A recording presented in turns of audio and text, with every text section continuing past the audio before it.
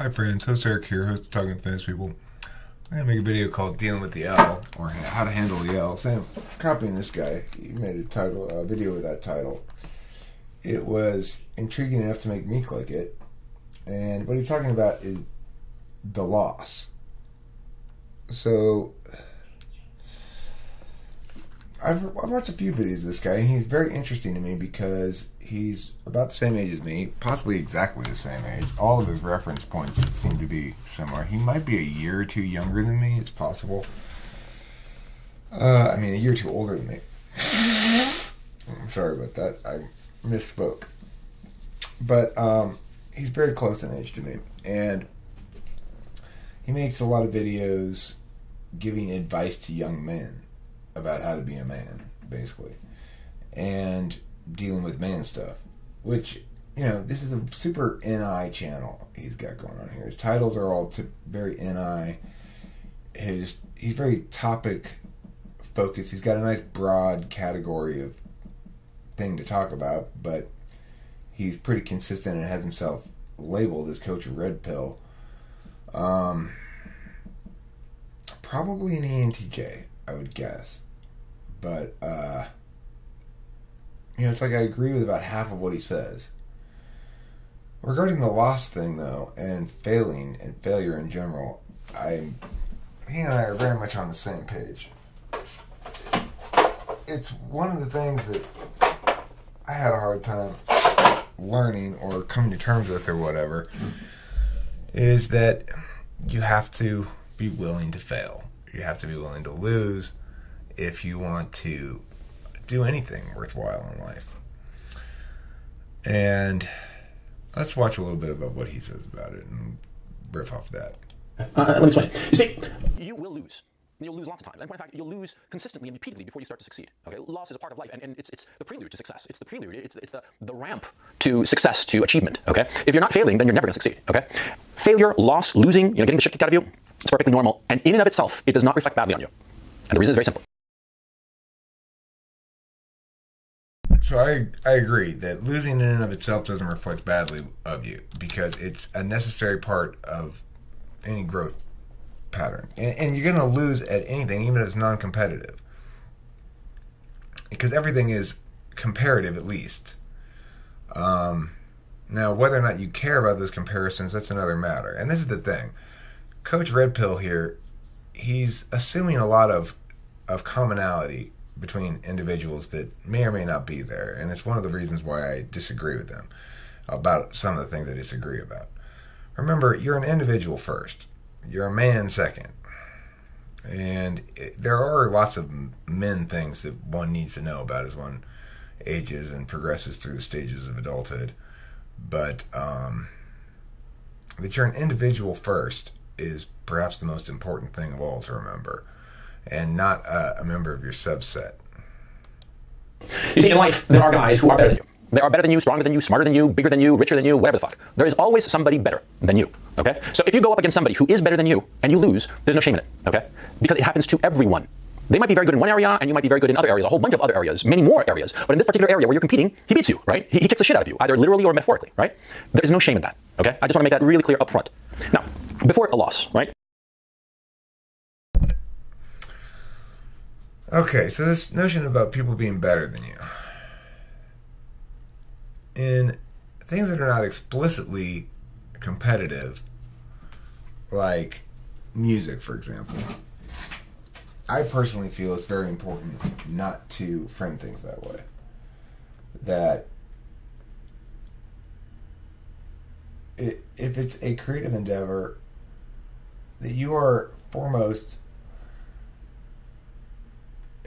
creating what only you can create, it is significant. So whether or not it's competitively valid, like, on a competition level, Coach Red Pill here and I, it's pretty clear who's winning, right? He's got 22,000 views on this video, 1,000 thumbs up. That's a lot of thumbs up for 22,000 views. And he can't game this one, 34 thumbs down. 1 out of 25%, that's a high thumbs up rate. And when was this published? Just recently. It's already got 22,000 views. So this guy's obviously kicking my ass on any competitive metric. Does that mean I should be more like him? No. Does it mean that I ought to change what I'm doing so that I can defeat him on those metrics? No. Absolutely not. Because what I'm doing is more nuanced. I mean, it tries to be less sure of itself because it ought to be, and this guy ought to be as well. He's a little bit of an ass, you know, and he's managed to package that successfully. But I mean, Kimberly likes him. It was funny. She was in here, and I like closed the tab, and one of his videos popped up, and I think it was this one actually. And he began with some like stern, like, don't be a pussy, don't be a whatever kind of stuff. And she's like, oh, I like this guy. Well, I mean, she validates on SE. That's a very SE kind of NE he's doing, right? Except it's not NE, it's NI, mostly NI and SE. And it's going to appeal to a lot of people, right? SE is very effective because it appeals to all your SI DOMs. They go like, ooh. It disrupts all your NE DOMs. They go like, but. It appeals to feelers. Like extroverted feelers will be like, well, at least that person knows what he wants and knows how to get it, and I'll just fall in line as assume they have leadership. Introverted feelers will be like, well, at least there's something authentic about it. Introverted thinkers, well, half of them are on that team anyway. And that's the majority of the population. So, you know, that's just SE. That's the advantage it has. Being SE, doing shit, disrupting the board, making an impact on the metaphysical plane with physical action is powerful, and obviously making an impact on the physical plane with physical action is powerful as well. So I'm not going to ever defeat this guy in direct competition on YouTube, probably. But if I were to defeat him at his game, I wouldn't be me. And so it's like, for something like this, the question is, well, how do you want to interpret it? Do you want to deal with it as though it were a loss, or do you want to deal with it like something else? And my answer is, I may be losing on one metric, but I certainly, from my perspective, am winning on another, which is to say I'm saying more true things that are more true. But then, of course, I'm evaluating the external. For this purpose, I'm putting myself as an external here and looking at it, attempting to look at it from a third-party perspective. I'd say that I more want to resonate on truth metrics than I do on SETE NI metrics. So, I mean, well, NI is a truth metric, but he's prioritizing TE, SE, and he's packaging it with NI. So he's trying to do NI rather than trying to uphold NI. It's instrumental for him. It's not absolute. I prefer an absolute value of truth. So let's go on to something else here. And the reason is very simple. You see, in life, there are guys who are better than you. They are better than you, stronger than awesome, okay? Because you see, I want the loss to hurt me. I want my failure to be gnawing away at me. It's important, and I'm going to explain why. You see, when people pity you and feel sorry for you, and like, you know, they come up to you and they like rub your back or you squeeze your shoulder, right? And like, oh, there, you lost, you know, it's okay, you know, and they give you pity and sympathy and all this crap, right? Well, it rubs away that bitterness of loss, and you need that bitterness of loss, that feeling that eats at your belly, that just makes you like, you feel like vomit in the back of your throat, and you feel like shit, and it pisses you off, right? You need that. You know what you need it for? You need it to evaluate what you did wrong. You need that. I generally agree with that. I'd say that you have to know what is important to you to win at, though. And you can't try to win at everything, because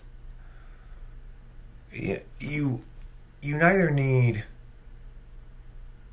anger and bitterness, nor do you need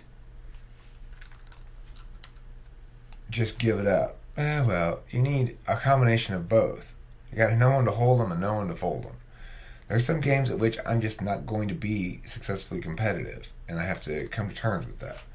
And there are some where I know I can achieve near the top.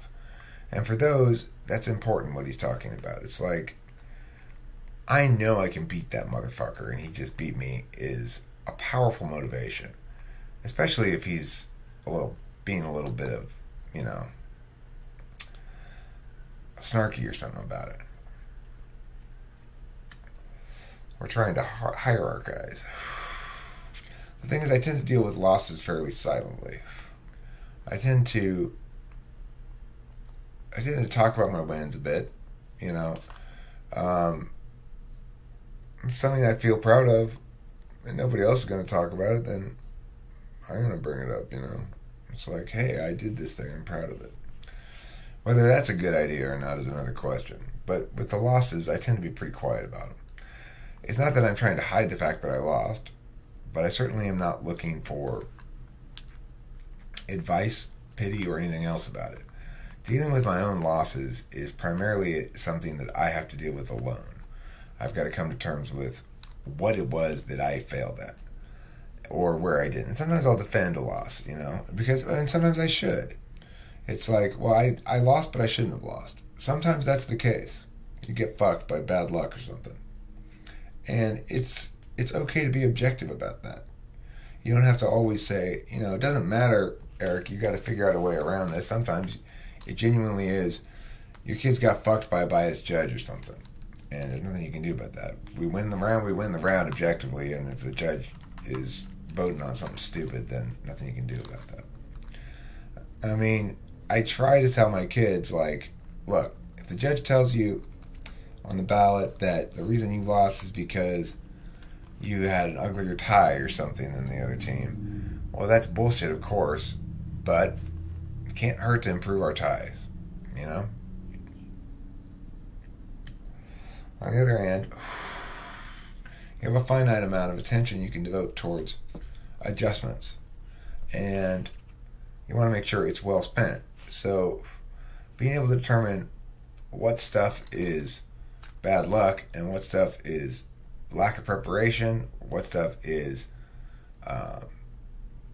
lack of SI maybe. I had these two kids who were beasts as fuck, so prepped, and they lost a quarterfinal round at nationals, and I'm convinced of it to this day. The only reason they lost it is because they hadn't eaten anything in a long ass time, and they were tired as fuck, and the day was already running along, and they needed food, they needed rest, they needed something. Now, you might say, well, the other kids were in the same boat. I don't know if the other kids were in the same boat or not. They might have eaten more, but I'm convinced that's why we lost it. And so, ever since that day, I've been much more attentive to telling my kids to eat and stuff. You better eat. Once you get into outruns, you're not going to have a chance to stop and eat. So, fucking eat now.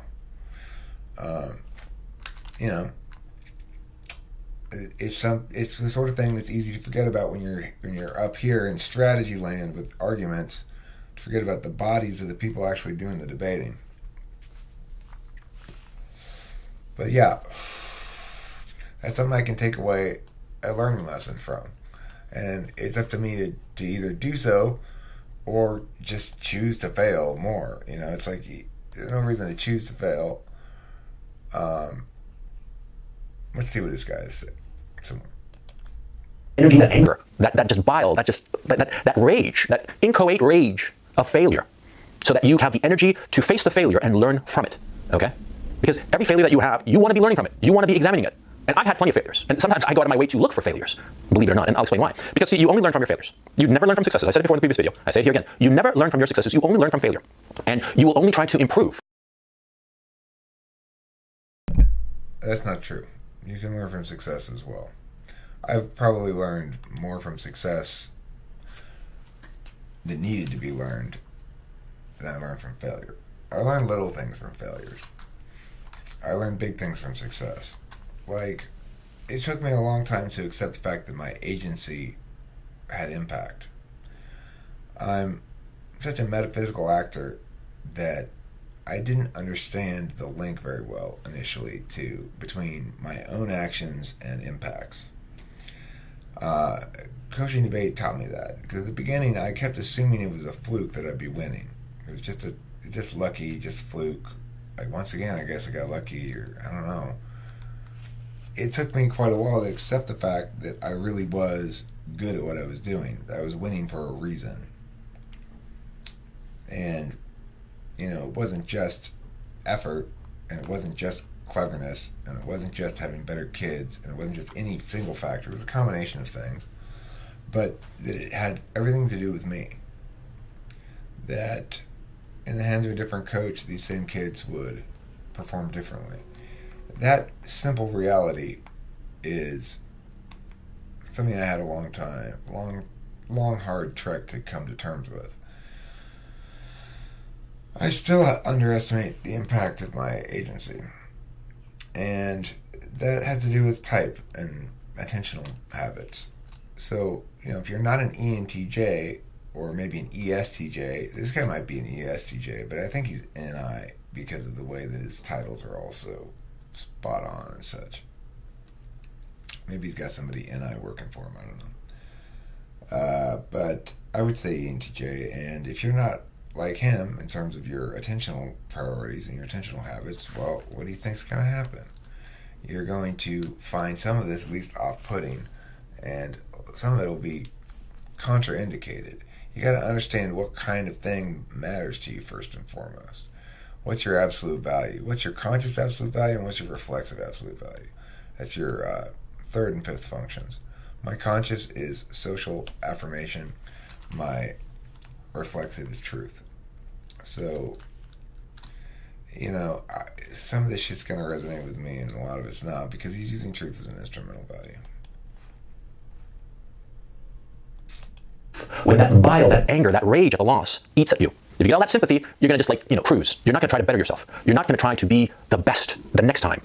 You see what I'm saying? And that's why it's so important to shrug off sympathy, shrug off all these kind words from these kind of people, because they mean well. Okay? They're not trying to undercut you. They're trying to give you sympathy, which is a perfectly natural and normal thing. But you want to shrug it off because you want that bad feeling in your belly.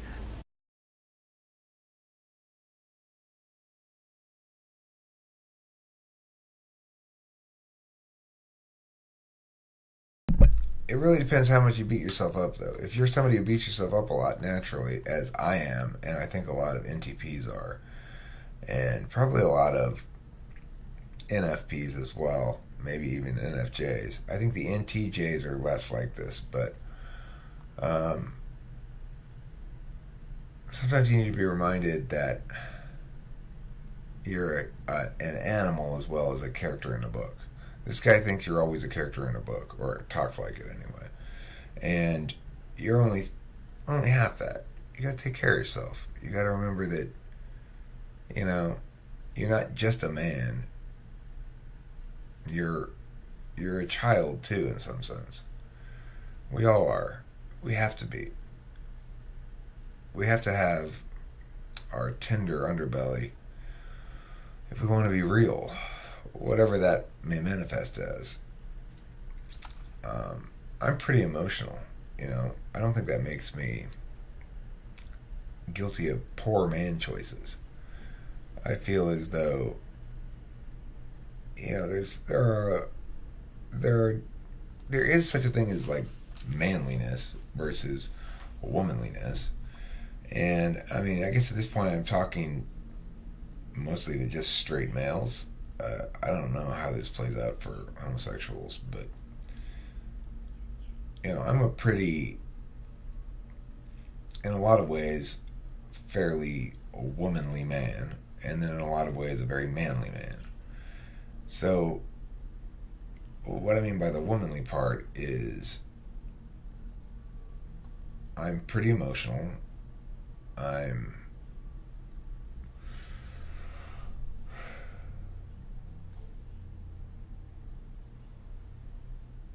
I'm positive No, I don't. Kim's not positive at all, but I tend to think of women as being more positivist. That is to say, constructive rather than competitive, or cooperative rather than competitive. I'm pretty cooperative, really. I'm not. I'm down to hang out with whoever and do whatever. Later today, I probably should check my watch at 11:30. I'm meeting some random dude at Warehouse Pizza who emailed me. You're welcome to as well. This random dude lives in Los Angeles area, so I'm just going to meet him in person. But if you'd like to video conference or anything like that, or whatever, just chat, I'm down to make a video. I mostly want to do shit that involves making something, though. So if you just want to like talk in private, I have a limited interest in doing that. If you want to talk and record it, that's great. I don't mind doing some private conversations, and I do have some, and I do talk to some people privately. But in general, if you want to have an extended private conversation with me, that you can purchase at the store. A consultation where I'll just focus entirely on you and your stuff, and give you my best insight on it. But this is not. I'm not purposing. This is not purpose to sell anything. Anyway, I'm just saying, if you want to hang out or something, give me a call, email me, whatever. I can tell that you lie. Never lie about a loss. Never lie about getting the shit kicked out of you, whether literally or metaphorically. Never lie about a loss. Not to others, not to yourself, certainly, but not to others, because other guys will sense when you're lying, okay? I don't know what it is exactly. This guy was describing how he was jumping, and it all sounded very reasonable, but I knew he was lying. And it wasn't because of my personal animosity towards the guy, because this guy that I'm talking about, I don't want to refer to him by name because it's pointless, but this guy, I think that he is a complete and utter asshole, just a creep and a dickhead and a cum-chugger, literal cum-chugger, and he's not gay, amusingly enough. I cannot stand him, okay? But not because of that would I be inclined to disbelieve him. But there was something about how he told the story that I know for a fact that he was lying. It made me think of the other times that, some other guy has told me that how they lost a street fight or something like that. And, yeah, you can always tell when somebody's lying about a loss. And it's natural. It's natural that you want to sort of like... Well, I mean, I'd say in response to that, almost never lie about anything. Unless you're talking about the cops or something. I mean, the thing is, lying to authority figures who have the power to unjustly compel you to do things is an entirely different matter. Like, if I have drugs on me and the cop pull me over and says, "Do you have any drugs on you?" I'm going to answer no, whether I do or not. Why? Well, because that justifies a search. Like, and sometimes cops will randomly ask you shit like that. Do you have any weapons, any drugs? No. Even if I have drugs, I'm not going to admit it. If they might just be, they're just fishing at that point. They're tossing out a line going, maybe someone's dumb enough to bite this obvious bait. And then I'll be justified in searching. But, so obviously lie in circumstances like that. But when dealing with people in a just environment where you've got as much claim to just outcomes as the alternate party, and where the argumentation will win the day, then obviously there's no reason ever to lie, because it's always going to bite you in the ass. I try never to lie as much as I can. I'm not perfect, but I'm as good as I can be about it. Never double down either. That should be your number one rule. Again, excepting if you're dealing with the cops or something. Never double down on a lie. So it's like if you lie and you come across it again, and you gotta either back up the lie or come clean about it or avoid it. Either avoid it or come clean about it. If you get called on it, come clean about it, because as soon as you start doubling down on it, you're really fucked. Hi Kim. Good morning, darling. I'm currently making a video critiquing Homeboy a little bit. Not really critiquing him, sort of riffing off what he was saying and such. Let's see what you have to think about what he says. I watched it. Kim. Okay, so we're going to listen to a little bit of it, and I'm going to ask you for a little bit of feedback on it, okay? Are you recording? Yes, I'm making a video. Oh. downplay your faults and failures. You know, in a loss, sure, you don't want to say that, you know, some guy was just a better street fighter than you. You don't want to say that, you know, you pussied out and when the guy swung at you, you didn't know how to react. Yeah, you don't want to show your weaknesses and vulnerabilities. So you might, you know, change the story just a little bit, just a tad, just here and there. Don't. Do not do that. Okay? And I'll explain why. 2 reasons. Number 1, other guys are going to know that you're lying. And when other guys know that you're lying, they look at you and they're like, look at each other and they just say, this guy's a bullshitter, okay? So other men will not respect you. And more importantly than that, you'll start to believe your own brand of bullshit. You'll start to believe the bullshit story that you're telling other people. And therefore, you will not be able to identify your failures. You will not be able to see where it is that you went wrong. Because you'll start to believe it, because it's perfectly natural. Because out of shame, because of the loss, you want to like smooth it and sort of like not make it so bad, right? You want to smooth it out a little bit, you know. Okay, any thoughts on that general idea of dealing with losses? He's talking about if you, like, get in a fight, for example. I see it all the time. Like, give me some examples. Like, some people, I mean, is it men in general or just people? This guy's generally talking to men about how to be a man. Right, so men sometimes make idiots of themselves trying to smooth over when nobody fucking cares who was right or wrong, but it's that smoothing over process that they do that is ridiculous. What? Well, you know, I had a disadvantage because da-da-da-da-da-da-da.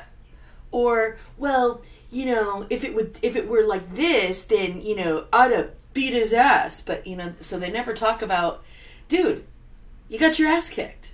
They want to talk about all the reasons why they got their ass kicked, because that's just not, you know, under normal circumstances. Well, I mean, I've gotten a loss on a couple of occasions, physical altercations. The first one, when I tell the story, I tell it true, which is the guy came up to me and sucker punched me through the open window of my car. I was sitting there and he walked over like, "Hey, Steve," I had no idea it was coming. So I was at a bit of a disadvantage there, but I don't doubt that he would have kicked my ass anyway. I'm not a fighter, you know. I'm not somebody who's physically strong and effective at that sort of thing. But I am proud of myself that once he knocked me out and I came to in the street, I ran into the house and tackled his ass. And he did get back up. He did squirm away from me and go lock himself in his girlfriend's car. So, I mean, I do include qualifications like that because they're relevant and they're true. Most men won't.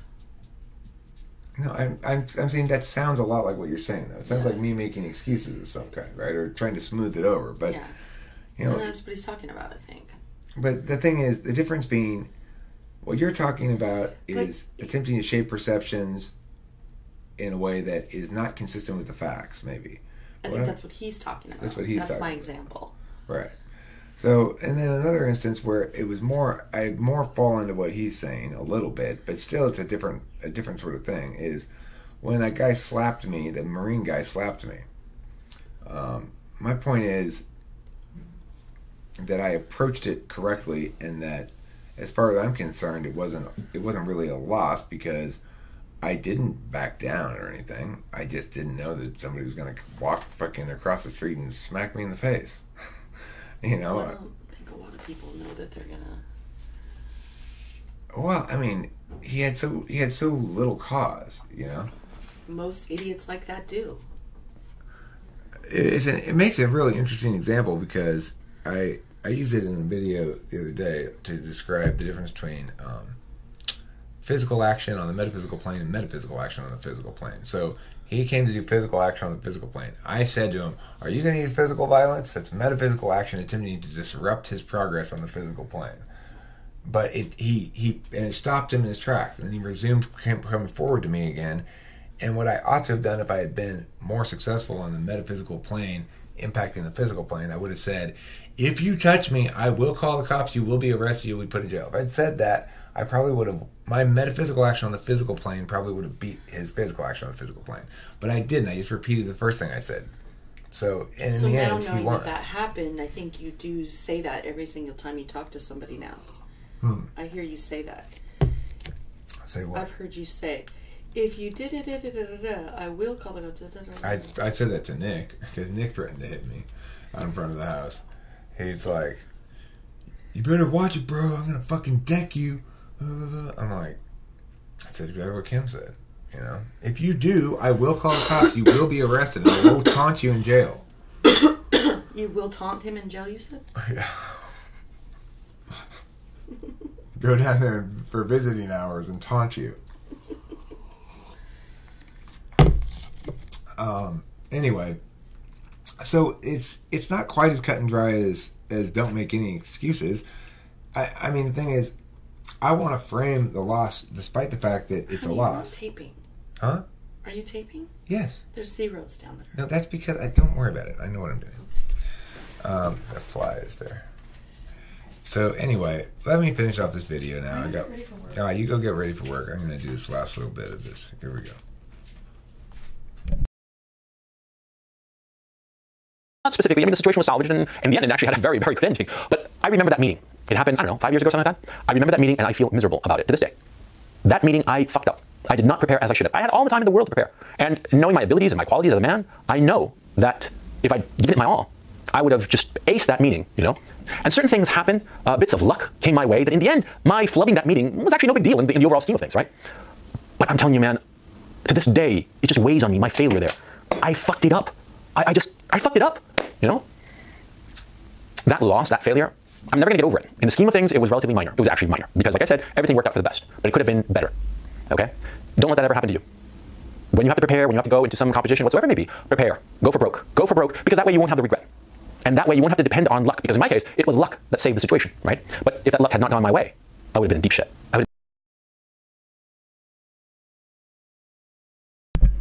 I agree with that. I mean, the worst kind of regret of all is the regret of knowing you had it in your hand and you fucked around and you didn't pull it off. That's the worst. I've had it. I have a perfect example. I didn't have the luck, and we did end up finishing second because I didn't do the work before the final round that the other coach did. At state champions, we got second because the Harker coach did what he was supposed to be doing and prepped his kids out before the final round, and I think I was taking a nap in the car. We had cruised all the way to finals. I mean, it was like my kids won everything without any difficulty at all. And it made me complacent before finals, and we lost to Harker. I'll never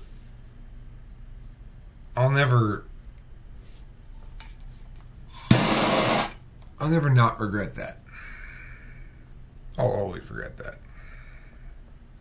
For Edmund and Connie's sake, if nobody else, who should have been state champions and weren't, because I fucked around. Fucker. This fly's persistent. I think I got his ass though. You can kind of tell when you get them because there's a little in the air. They're hard to fucking get. They're really tricky. Flies are. They're very evasive. But when they lose this battle, they die. So, you know, and also live to fight another day is a critical lesson to take away about losing. Much, much better to lose and live to fight another day than it is to kamikaze anything. Never kamikaze anything. You know? Even if shit's desperate, live to fight another day. Good advice right there. Thanks for watching. Don't forget to eat plenty of cheese.